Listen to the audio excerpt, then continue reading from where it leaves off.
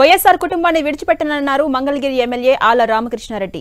తాను షర్మిల వెంటే నడుస్తామని చెప్పారు. షర్మిల ఏ పార్టీకి వెళ్తే తాము అదే పార్టీకి వెళ్తామన్నారు. తిరిగి వైసీపీలోకి వెళ్లే ప్రసక్తి లేదు అంటున్నారు. మంగళగిరికి నిధులు ఇవ్వకున్నా అప్పులు తెచ్చి మరీ అభివృద్ధి చేశామంటున్నారు ఆర్కే. నేను రాజశేఖర రెడ్డి గారి కుటుంబాన్ని వదిలిపెట్టను.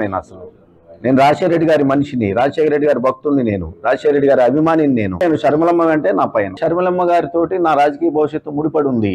షర్మిలమ్మ గారు తీసుకునేటువంటి నిర్ణయానికి అనుగుణంగా నేను నిర్ణయాన్ని తీసుకుంటాను కాబట్టి ఆ రోజున ఆ పార్టీ తీసుకునే నిర్ణయాలకి అనుగుణంగా నేను పనిచేయాల్సి వస్తుంది కాబట్టి ఖచ్చితంగా నేను ఆ రోజున ఏ నిర్ణయం తీసుకుంటానో ఆ నిర్ణయానికే పనిచేస్తాను.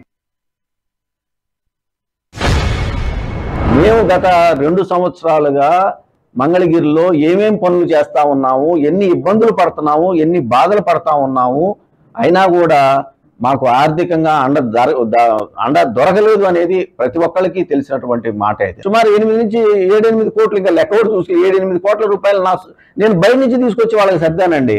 ప్రతి ఒక్క పనికి కూడా రికార్డ్స్ ఉంటాయి. ఇవాళ కాకపోతే రేపైనా బిల్లులు వస్తాయి. లేదు 2019లో లోకేష్ అంతటి అతన్ని అభివృద్ధి చేయకపోతే ఓడించినటువంటి మంగళగిరి ప్రజలు మళ్ళీ తిరిగి వైఎస్ఆర్ కాంగ్రెస్ పార్టీకి పట్టం కట్టాలి అని అంటే మనం సంక్షేమంతో పాటు అభివృద్ధి కూడా చేయాల్సినటువంటి అవసరం చాలా ఉంది. ఆ అభివృద్ధికి మరి సహకరించకపోతే మళ్ళీ తిరిగి ఏ మొహం పెట్టుకొని మేము వెళ్ళి ఓట్లు అడగాలి మంగళగిరి ప్రజల్ని. మంగళగిరికి డబ్బులు ఇస్తామని అన్నారు, కానీ ఎలక్షన్స్ కూడా దగ్గరకు వచ్చిన టైంలో కూడా ఇవాళ మంగళగిరికి నిధులు రాకపోతే ఇంక ఏమని మేము పనిచేయగలుగుతాము? అయినా కూడా మంగళగిరి ప్రజలకి నేను దూరంగా ఉండను. ఖచ్చితంగా నేను రాజకీయాల్లోనే ఉంటాను.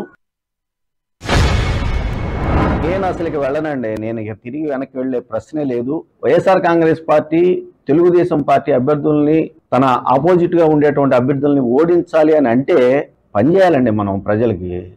ఆయా నియోజకవర్గాల్లో ఉన్నటువంటి వైఎస్ఆర్ కాంగ్రెస్ పార్టీ అభ్యర్థుల్ని కాపాడుకోవాలి. ఆ ప్రజలకి దగ్గరగా, అతి దగ్గరగా వెళ్ళేటటువంటి వాళ్ళకి అండగా నిలబడాలి.